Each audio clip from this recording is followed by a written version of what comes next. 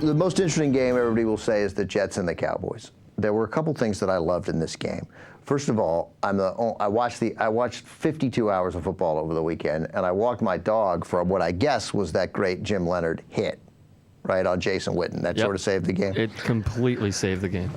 Didn't give up on the play, hustled back, saved a touchdown, and clearly look what happened. I don't like the goofy slogans, but when Rex Ryan in the post-game interview said, "They're not in till they're in," like I got a little, like the hair stood up a little. That was cool. Like the Jets, they're not in till they're in. You play it all the way. I don't know. And that was a huge hit because then Tony Romo fumbled, and then Romo threw the pick. Again, that was like me. What are you doing? Why would you throw that ball? First of all, Des Bryant had 71 yards in the first 45 seconds of the game. He was obviously hurt. He was obviously cramped. Something was wrong. Stop throwing to him. And there's, as Al Michaels and Chris Collinsworth pointed out, that was a really big testament to what Jason Garrett and the Cowboys think about their other wide receivers. Because Des Bryant couldn't play anymore. He got no separation. There was nothing there. Nothing was happening. And he's getting covered by Revis. And they leave him in the game. So I don't know what that throw was with Romo and the fumble. And yes, it looked like he was going to score, and it's a little freakish, but that fumble, and then the fumble on the extra point and against the Seahawks in the playoffs, and I don't know, man. I love Tony Romo. I really like Tony Romo. I like everything about him. He's funny.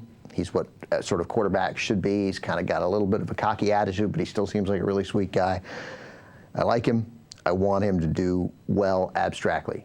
I don't care about the Cowboys, but I just, and I don't know, man. I don't know how and forget Romo. I don't want to blame Romo specifically. The Cowboys appear to, there's a little bit of the Chargers in them, isn't there? This sense that they can find a way to lose at any time for any reason. They had no business losing that game.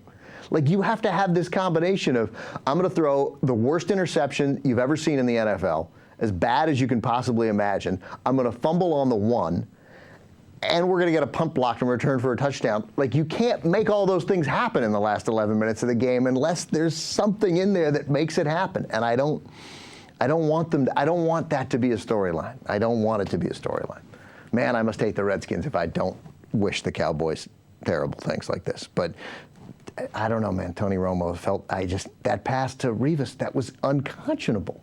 It's not so, look, I'm not an NFL quarterback. It's hard. But like, as Chris Collinsworth said, what did he think? Like, what was the process? Like, that's what got me, is that, okay, if it comes out of his hand early, if it's a bad pass and it just gets away from him, that happens. You get hit, you fumble, you miss a guy, overthrow an open guy, all those things. But what did he see? An injured receiver covered by the best DB in the league, and he was never open, and he threw it softly. Like, I don't know, man.